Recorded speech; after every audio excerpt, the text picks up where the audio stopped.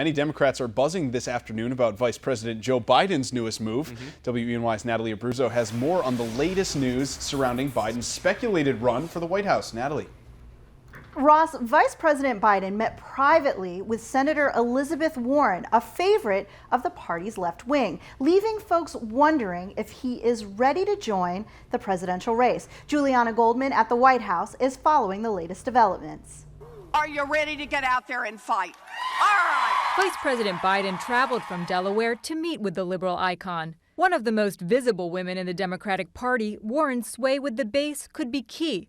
A potential boost for Biden, who has spent his career casting himself as a champion for working Americans. You can't talk about the vice president without talking about the middle class and his lifelong advocacy for good jobs, good education, good infrastructure, civil rights community, gay rights community. These are things that the vice president's been actively engaged in his entire career. Biden and his close advisors have been reaching out to donors and supporters in early voting states. They're monitoring the growing fallout from Hillary Clinton's use of her private email server while she was Secretary of State.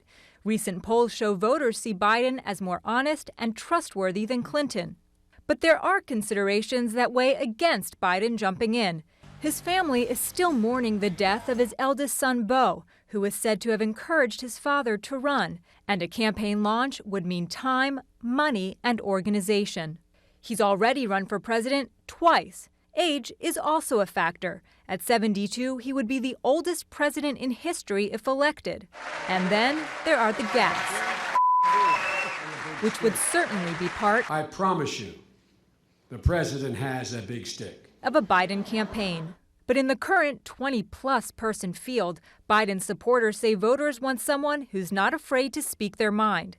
Family friend Josh Alcorn is with the Draft Biden 2016 Super PAC. He knows that the American people, I think, are looking for authenticity in their presidential candidates this year, and that's Joe Biden. He's the original authentic candidate.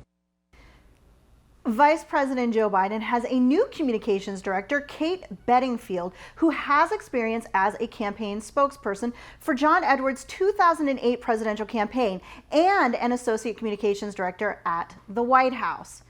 Bedingfield replaces Shayla Murray, who is now a senior advisor to President Obama. Reporting in the studio, Natalie Abruzzo, WENY News.